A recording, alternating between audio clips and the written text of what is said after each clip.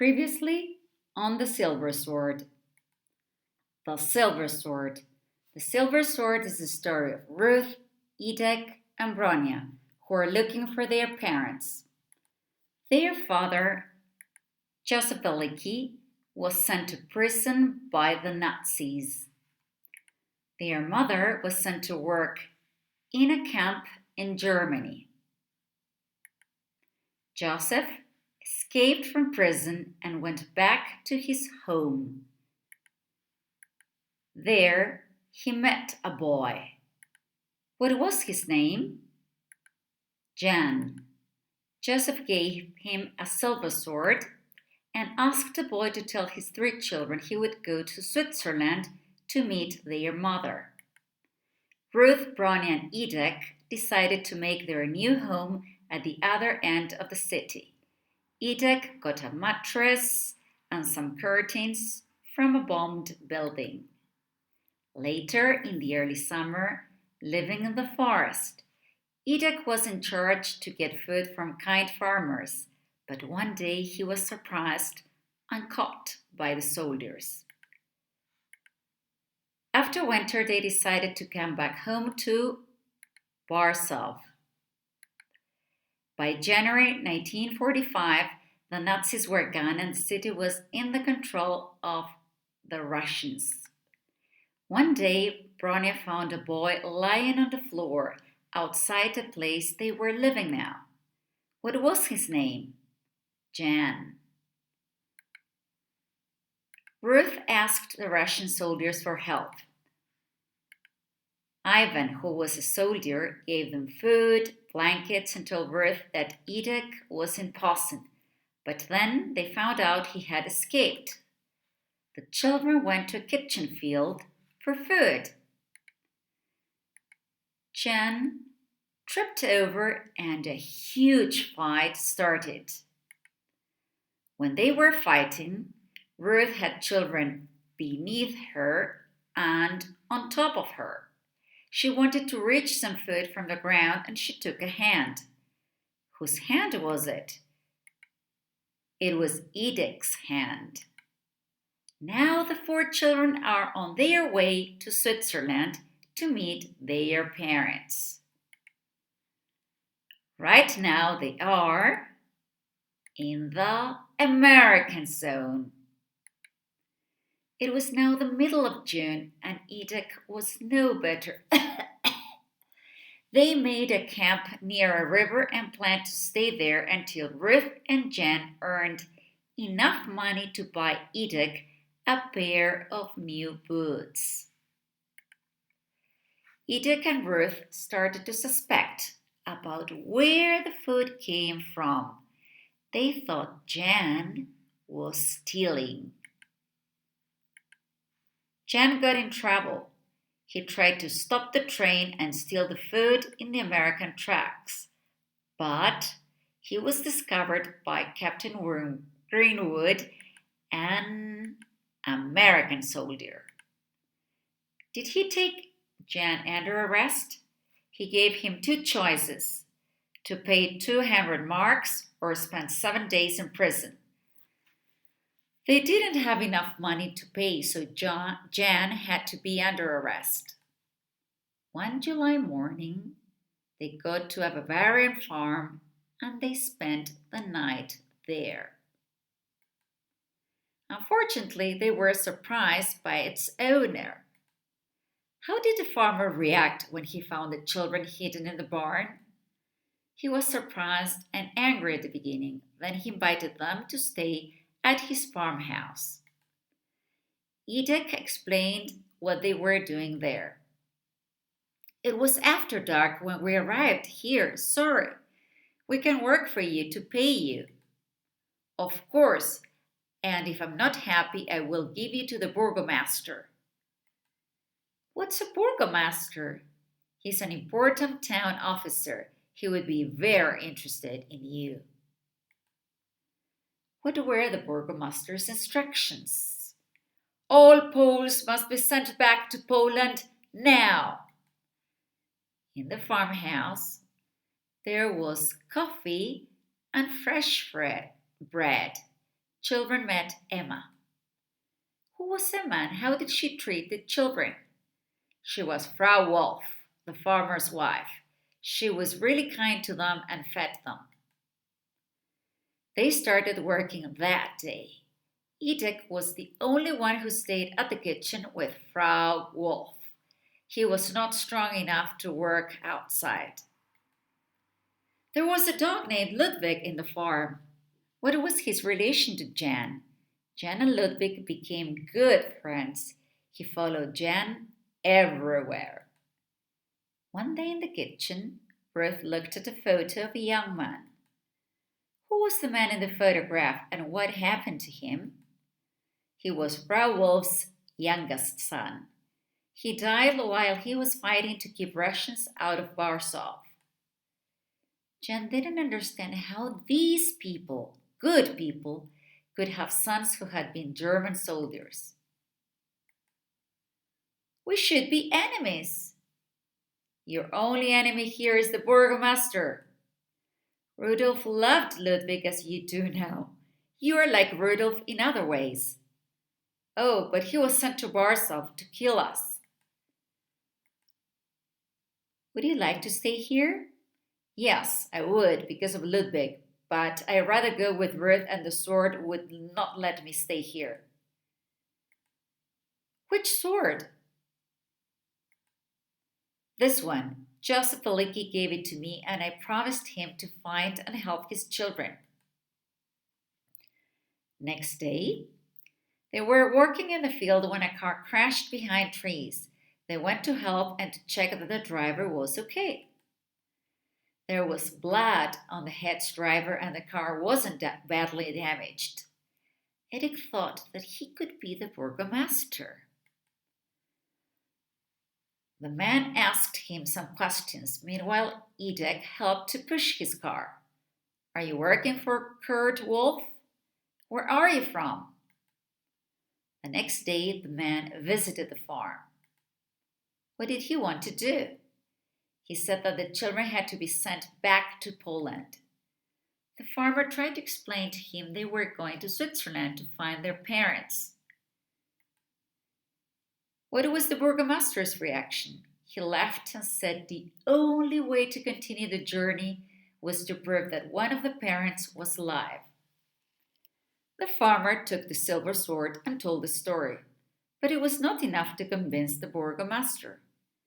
What did he finally say? A lorry will come for you tomorrow at 12. Please don't try to escape.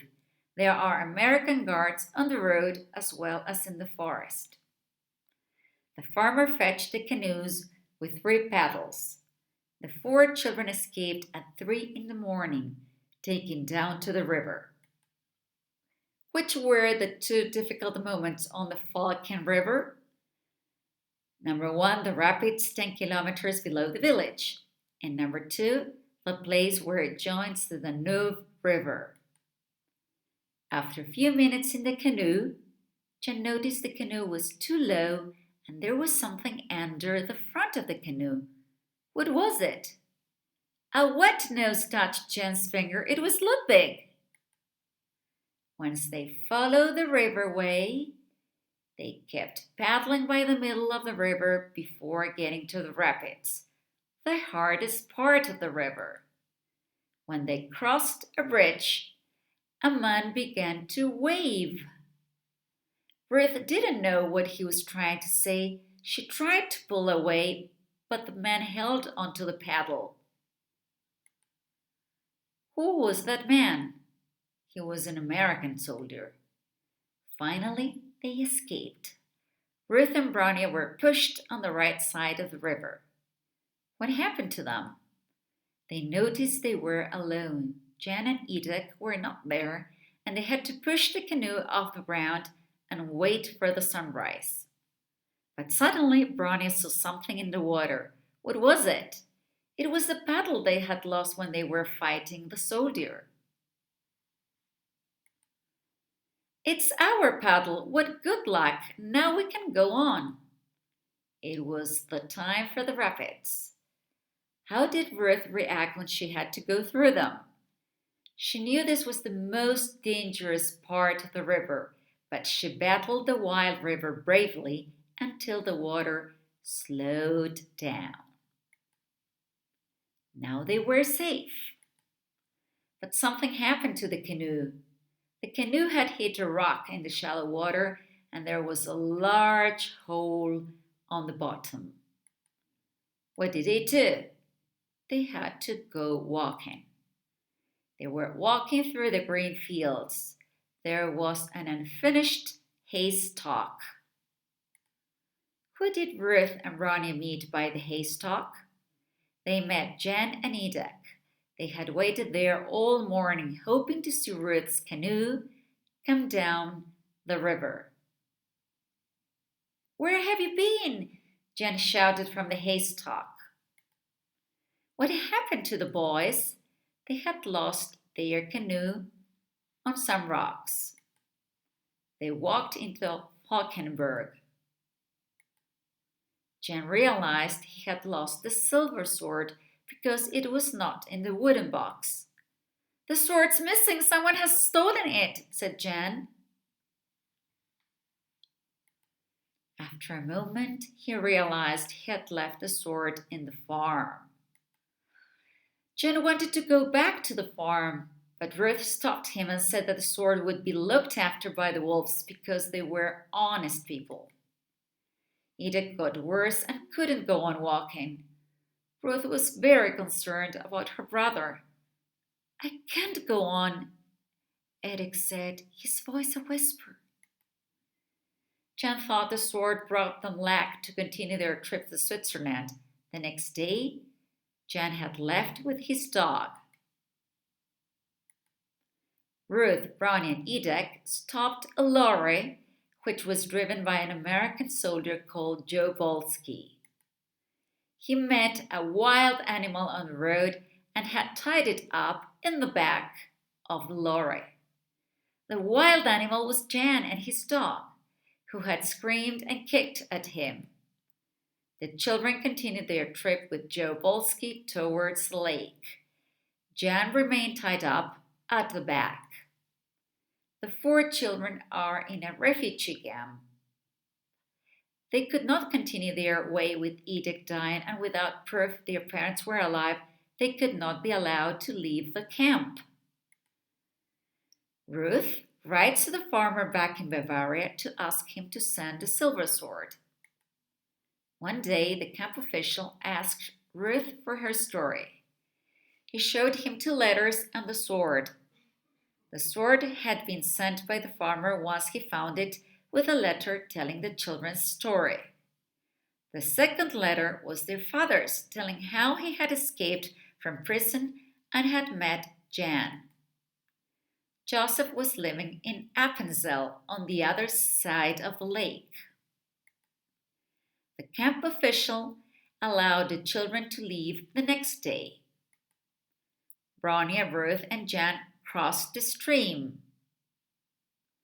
and told Edith to wait next to a boat. But a big storm beat them. Ludwig, the dog, ran away to a hill. Ruth got angry with Jan because he was more concerned about the dog than helping her find Edith. "Go after your dog," Ruth shouted, "and don't come back."